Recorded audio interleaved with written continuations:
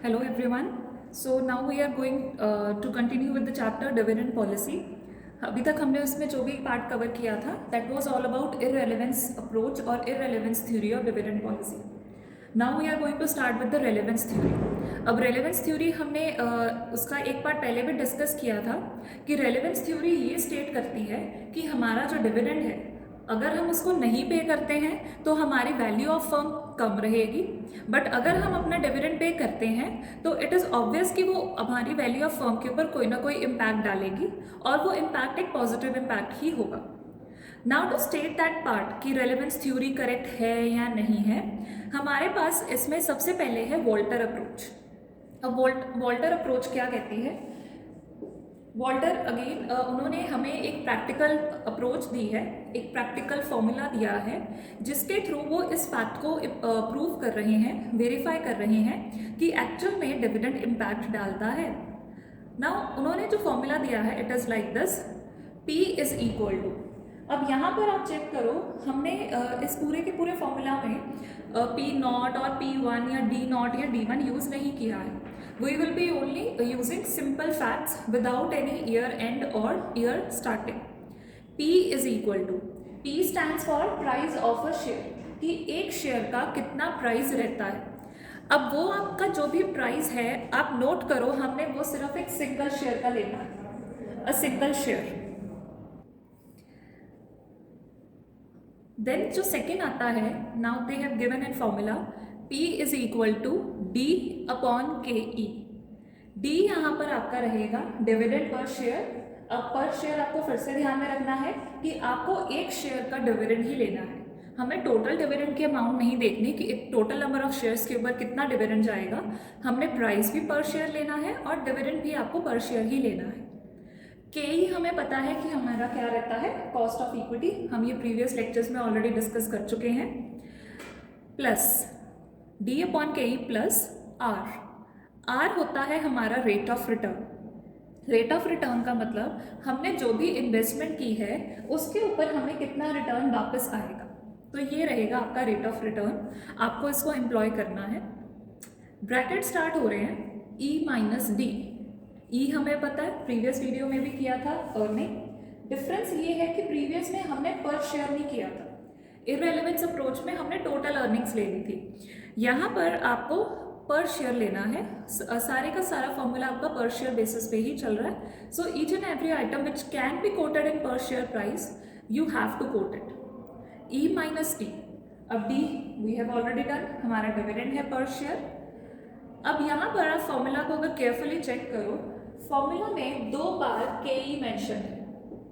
This part सबसे पहले ई minus D जो ब्रैकेट में टर्म है, पहले आप उसको डिवाइड करोगे कॉस्ट ऑफ इक्विटी के साथ, फिर जो आंसर आएगा उसको मल्टीप्लाई करोगे आर के साथ और फिर आप उस पूरे आंसर को के ई के साथ दोबारा डिवाइड करोगे. I am repeating here how you will be solving. आपके पास ये एक आर की वैल्यू है जिसको हम रिटर्न कह रहे हैं, E minus D earnings minus dividend. पहले आपने इस पर्टिकुलर ब्रैकेट को के ई के साथ डिवाइड करना है. वो जो टर्म आएगी you will multiplied by R जो रेट ऑफ रिटर्न होगा और फिर उस पर्टिकुलर पूरी वैल्यू को आपको के ई के साथ डिवाइड करना है. अब इस फॉर्मूले में यू हैव टू यूज के ई 3 टाइम्स और हर बार आप अगेन के ई को परसेंटेज फॉर्म में लोगे. आप चाहे उसको फ्रैक्शन लिखो जैसे 10/100 या फिर उसको 0.10 लिख दो, that is up to you. But major जो मिस्टेक स्टूडेंट्स इनका करते हैं वो इस पार्ट को सॉल्व करने में करते हैं. वो क्या करते हैं, के ई की डिवीजन यहाँ पर गलत कर देते हैं. That is wrong. You have to be careful कि हमारा जो ब्रैकेट है या हमारा जो डिवीजन है वो कहाँ पे आ रहा है. अब वॉल्टर ने इसके बेसिस पे हमें कंक्लूजन्स दी हैं कि ये फॉर्मूला आप अप्लाई करो, चेक करो, आपका इम्पैक्ट ज़रूर आएगा. अब इसमें क्या है कि जो आपकी रेलेवेंस थ्योरी है वो सिर्फ और सिर्फ प्राइस को चेक करती है. प्राइस मतलब वो वैल्यू ऑफ फर्म का इम्पैक्ट नहीं देखती, वो आपके प्राइस के ऊपर इम्पैक्ट देखती है कि अगर तो आपके शेयर का प्राइस मार्केट में इंक्रीज हो रहा है देन इट इज़ बेनिफिशियल, क्योंकि प्राइस अगर मार्केट में किसी पर्टिकुलर शेयर का इंक्रीज होगा अल्टीमेटली वो आपकी वैल्यू ऑफ फर्म को ही इम्पैक्ट करेगा. तो अगर आपका प्राइस इंक्रीज हो रहा है तो that means you have to give your dividend.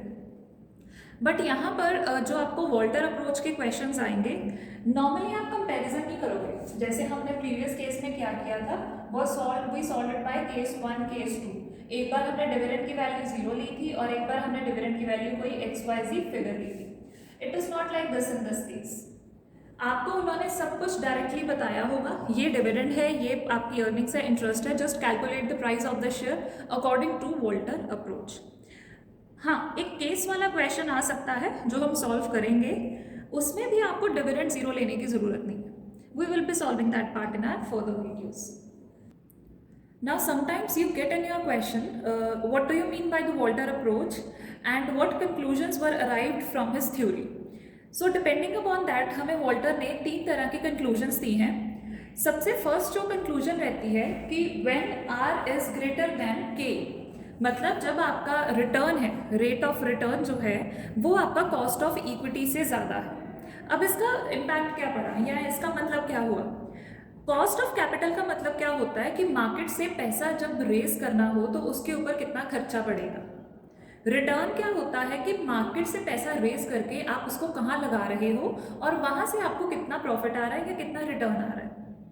अगर तो आपका रिटर्न का रेट ज़्यादा है और कॉस्ट ऑफ कैपिटल आपकी या कॉस्ट ऑफ इक्विटी आपकी कम है, उस केस में हमारे पास जो सबसे मोस्ट ऑप्टिमिस्टिक पॉसिबिलिटी रहती है वो ये रहती है कि हम डिविडेंड को कम डिस्ट्रीब्यूट करें और अपने पास रिटेन्ड अर्निंग्स को ज़्यादा रखें। अब रिटेन्ड अर्निंग्स को ज़्यादा रखने का लॉजिक क्या है? क्योंकि हमें पता है कि हमें रिटर्न ज़्यादा आ रहा है, रिटर्न ज़्यादा आ रहा है तो दैट मीन्स हमें इन्वेस्टमेंट और करनी चाहिए आगे। अब आगे जाकर इन्वेस्टमेंट करने के लिए हमें पैसा चाहिए, तो हम क्या करेंगे, जितना भी प्रॉफिट हमें आया है उसमें से डिविडेंड कम डिस्ट्रीब्यूट करके रिटेन्ड अर्निंग ज़्यादा रखेंगे और उसको अगले साल फिर से इन्वेस्टमेंट में डाल देंगे। उससे फ़ायदा क्या है? उससे नेक्स्ट ईयर की अर्निंग्स बढ़ जाएंगी, फिर हम नेक्स्ट ईयर में उनको ज़्यादा डिविडेंड पे कर सकते हैं। तो ये पॉसिबल तब है जब आपकी सिचुएशन क्या है, आपका जो आर है वो ग्रेटर है के से, मतलब आपको कॉस्ट कम पड़ रही है और प्रॉफिट और रिटर्न वहाँ से ज़्यादा आ रहा है, तो आप डिविडेंड उस केस में कम पे करते हो और रिटेन्ड अर्निंग्स की जो रेशियो रहती है वो ज़्यादा रहती है। हमारा वो सेकंड केस का मतलब कि हमारा जो रिटर्न है वो कम है और जो कॉस्ट उसको रेज करने के लिए हमें पड़ रही है वो ज़्यादा पड़ रही है। मतलब पैसा तो हमने काफ़ी हाई कॉस्ट पे उठा लिया, बट हमने जिस सोर्स में लगाया वहाँ से हमें रिटर्न नहीं मिल रहा। तो उस केस में कंपनी क्या प्रेफर करती है कि जितना भी हमारे पास इस बार अर्निंग्स आई हैं उसमें से हम डिविडेंड ज़्यादा पे कर देते हैं और रिटेन्ड अर्निंग्स कम रखेंगे, क्योंकि अभी हमने 1 या 2 या 3 साल तक कोई भी अर्निंग्स कोई भी इन्वेस्टमेंट नहीं करनी है क्योंकि मार्केट में रिटर्न नहीं मिल रहा। तो बेटर है कि हम अभी के लिए डिविडेंड ज़्यादा दे देते हैं, रिटेन्ड अर्निंग्स बाद में रखेंगे। अब जो थर्ड केस रहता है वो है इक्वालिटी का केस, कि हमारा जो रिटेन्ड अर्निंग्स और जो रेट ऑफ रिटर्न है और जो आपका कॉस्ट ऑफ कैपिटल है वो दोनों सेम है। मतलब आप जितने पे कॉस्ट रेज कर रहे हो, कैपिटल रेज कर रहे हो, जिस कॉस्ट पे आपको इन्वेस्टमेंट करके उतना ही रिटर्न मिल रहा है। तो उस केस में क्या है, आपका जो भी डिविडेंड रेशियो है या जो रिटेन्ड अर्निंग्स की रेशियो है वो आपके ऊपर डिपेंड करती है। चाहे आप अपना सारा डिविडेंड दे दो, चाहे 0 दे दो, चाहे रिटेन्ड अर्निंग सारी दे दो, चाहे 0 दे दो, कोई इम्पैक्ट नहीं पड़ेगा। तो उस केस में नॉर्मली क्या रहता है, 50% रख दिया जाता है इक्वालिटी पे। या तो सारा डिविडेंड, मतलब या तो क्या होगा, या तो 100% हो जाएगा, या यहाँ पर 0, यहाँ पर 100% हो जाएगा, या फिर 50% हो जाएगा, because it is hardly going to make an impact on your firm. तो ये है आपके कंक्लूजन्स जो हमें वॉल्टर ने दी हैं।